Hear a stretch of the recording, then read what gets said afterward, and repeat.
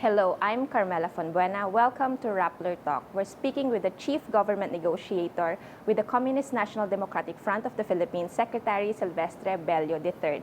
He's flying to Rome next week for the third round of formal talks. Hello, sir. Hello, Carmela. Happy New Year. Happy New Year. And You're flying. advance Valentine's. So you're flying to Rome next week for a critical third round of talks. For the third round of formal talks, yes, which will actually be from January 19 to 25. Sir, where are we in the negotiations and what do we expect in Rome next week? Well, first we have to tackle the issue of the bilateral ceasefire agreement. But regarding this, we are sending a back channel team to discuss the terms and conditions, the definition of terms and conditions that will be incorporated in the proposed ceasefire agreement. Sir, let's explain that for a moment. Yeah. We have separate declarations of indefinite ceasefires. That's right. Both on the military side and the New People's Army. That's right. But we want to sign a bilateral ceasefire deal. What is the difference and why is this important? Well, if you notice, we have an existing unilateral indefinite ceasefire. Now, there are complaints of alleged violations, but we have been saying, repeatedly saying, that you can never claim violation because there are no definition of terms what could constitute a violation of the ceasefire. So this will be defined in the joint ceasefire deal. That's right. In this bilateral ceasefire agreement, we hope to have a definition of what would constitute a violation of the ceasefire.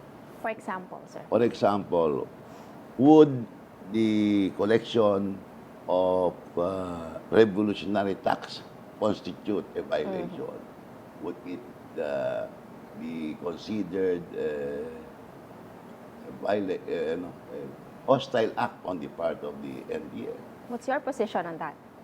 Well, if we have to be very strict about the provisions of Caril, this would qualify as an hostile act. But this will be the subject of talks. Yes.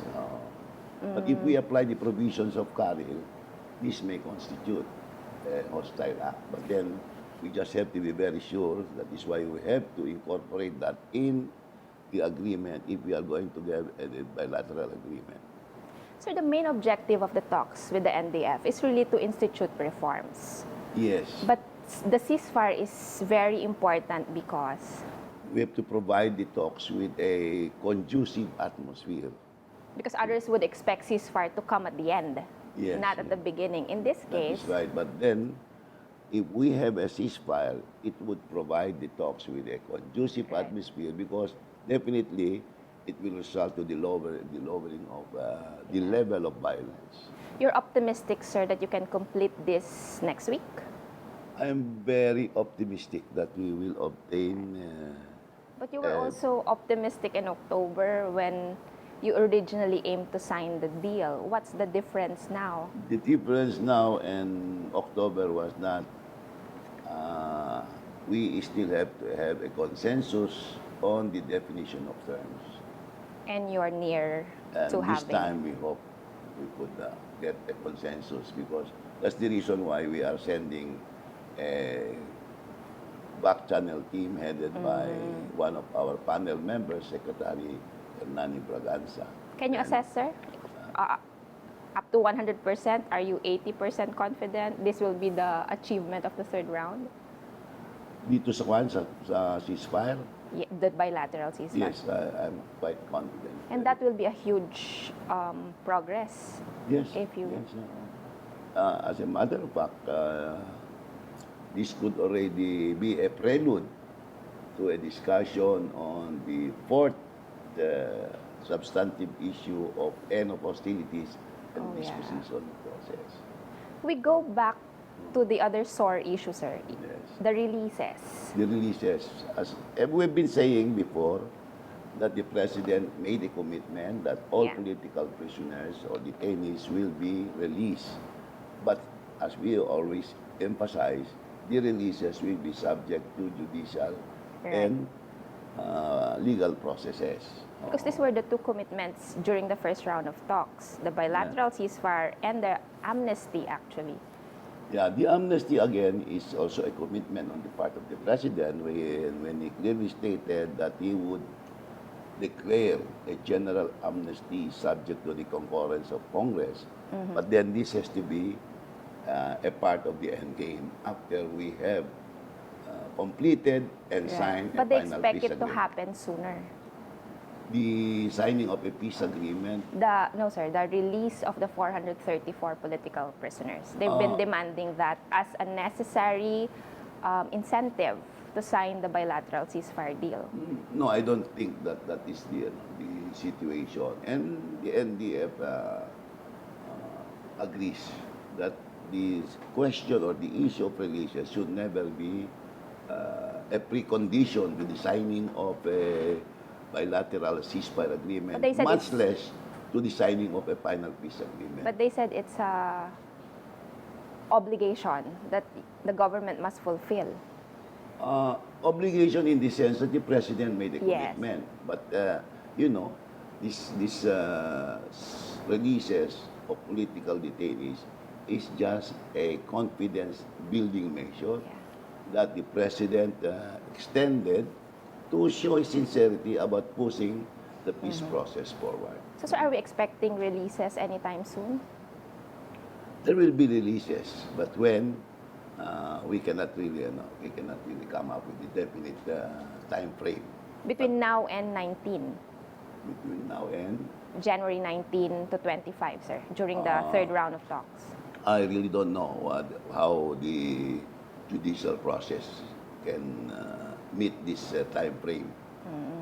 So, ang importante dyan is that there is a commitment on the part of the President and that it will be, this commitment will be fulfilled in due time. In due time.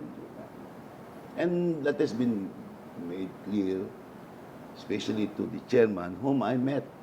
Okay. I think I met him. Mr. Fidel Agkawili. Chief Chairman Fidel Agkawili. I met him, I think that was before Christmas. Oh no, before New Year. So we talked to him last week and he told Yeah. Rappler that the danger of the ceasefire collapsing is real because of the violations and the delay of the releases. I had a different story from him. Because first, we could never claim any violation of the ceasefire because there are no definition of terms. Are you afraid that the ceasefire could collapse before you have a bilateral ceasefire deal? No, I don't think so. I don't. You're confident the I'm ceasefire will confident. hold? The way, our conversation went with Chairman Akawili, it gives me comfort Yeah. that the ceasefire, the bilateral ceasefire will be coming soon. And then we hope to focus our discussion on this third round of talks on the socio-economic reforms. Okay. Before going there, sir, you're not afraid that the ceasefire will collapse. But what if it will? What will happen to the talks? What's Well, the danger if that happens? I don't think it will ever collapse. Okay. There was never A threat. a threat, and even from our So the discussions. So there the is- protests coming from the left, sir, you're dismissing well, that? to us, that is a normal development in the process Okay. because they have their public and we have our public. So you're still happy with the progress of talks, sir? You're not concerned about I'm anything? satisfied. I'm satisfied. So we go now to the CASER, the Yes. Comprehensive Agreement on Socio-Economic Reforms. Yes. This is the so-called heart and soul Heart and soul. That's of right. the peace talks. Because this is actually the issue that addresses the root causes of the armed conflict. Are we focusing on that in the third round of talks? Yes. Because yesterday we already submitted our draft. The government draft. The government and they, that was their commitment that they would also submit their draft to us and to our third-party facilitator, the Royal Norwegian Government. And we did already. We submitted our draft socio-economic reforms, and we also furnished copy to the NDF. They want agrarian reform and national Industrialization, independent foreign policy. Sir, how do you operationalize this to the layman? What does it mean when they want agrarian reform and national industrialization? How different is this from what we already have? We had CARP, we have CARPER. Yeah. Well, this is a very contentious issue. Yeah. Like, for example, they would advocate for a free distribution of land. Yes. But is that possible? That is not possible. That is not non-reform. So you will have to negotiate that? Yes, we have to negotiate that. What is the government proposal? You will proposal? be surprised that no less that because the draft that we gave them was also furnished to all the department secretaries for their inputs.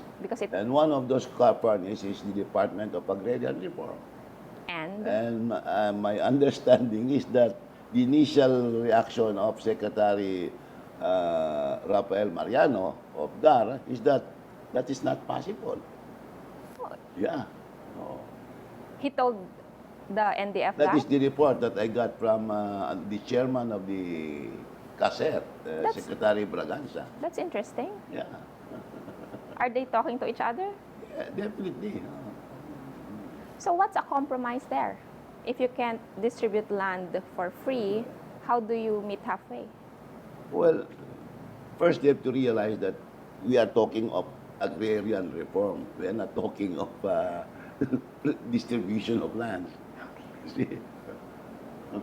But this may be possible, the distribution for free of lands, when we talk of the government lands.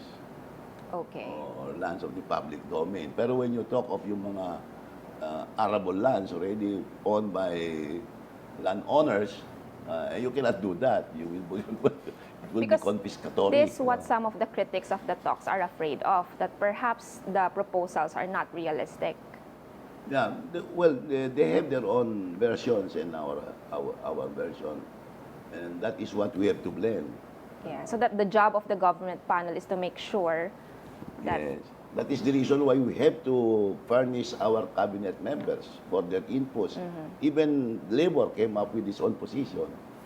And the national industrialization, sir. Yeah. What do you do with all the foreign firms doing business in the Philippines if they want all these industries to be nationalized? That is a proposal that has been studied, and there are approaches to this proposition. So the government position... government position. Maybe you should have a copy. Yes, sir, give us. Yeah, I can give you a copy. Sir, because your timeline is to finish CASER... Hopefully, within the, yung maximum expectation namin is to finish it within this, third round. If not, CASER? Yeah.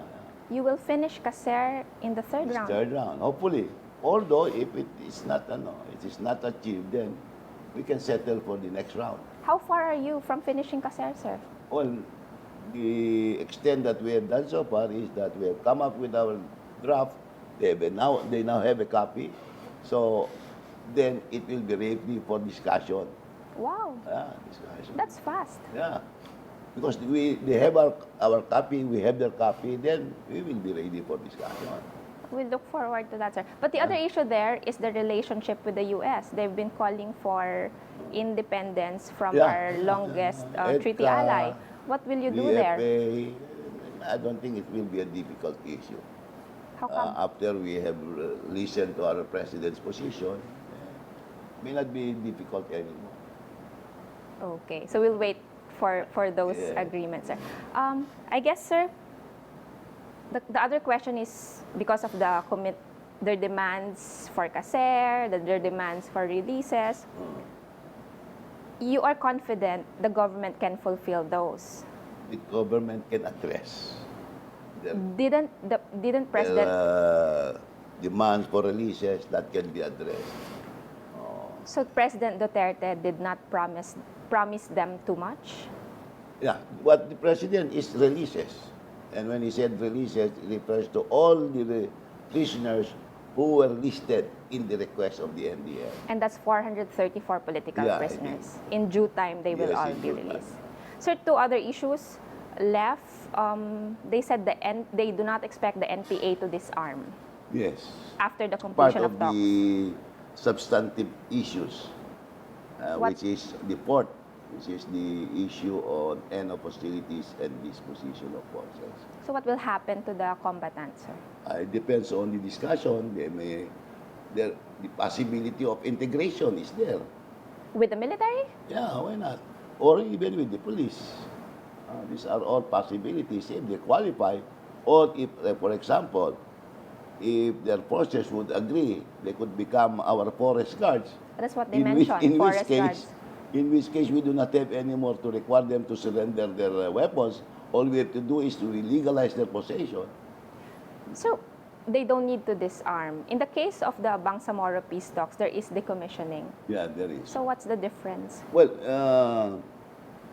as I said, it all depends on what Okay. would happen to their forces. But you will not push for this disarming.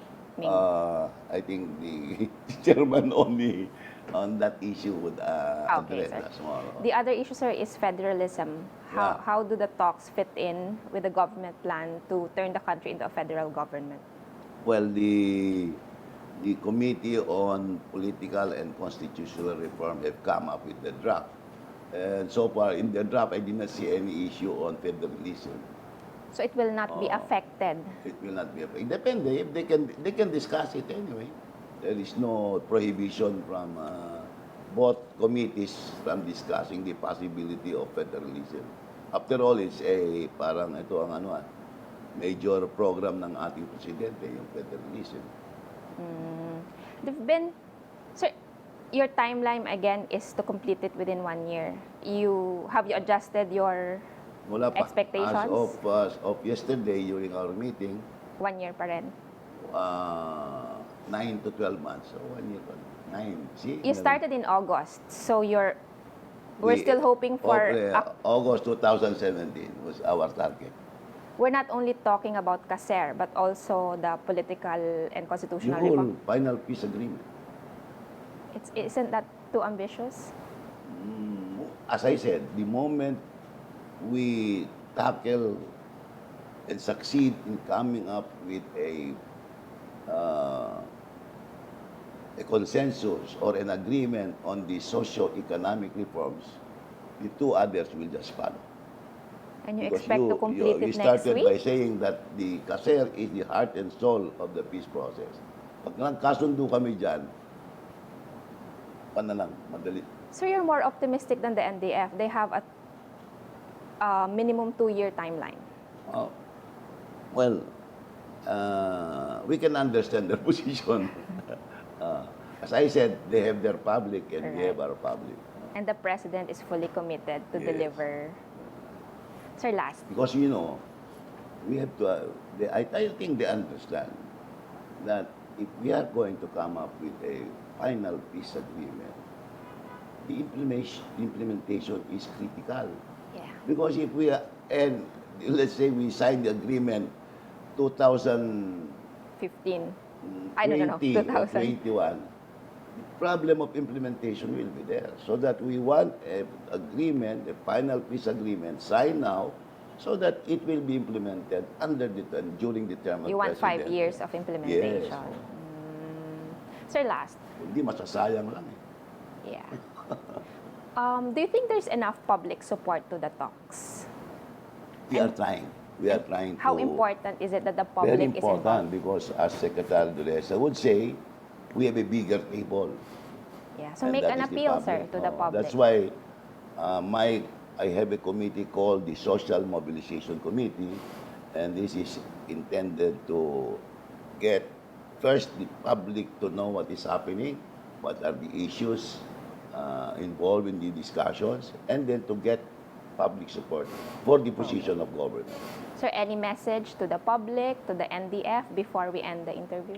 Well, my appeal to everyone is to be, be aware and conscious of what is happening in this process. It's very important that they know what we are talking about, the issues that we are discussing, and the consensus that we hope to arrive at. And we would be, as negotiators, would feel more comfortable if we know that our public is supporting us. So that is my appeal to everyone. Help the panel come up with a final settlement that will really be down to the benefit of our country.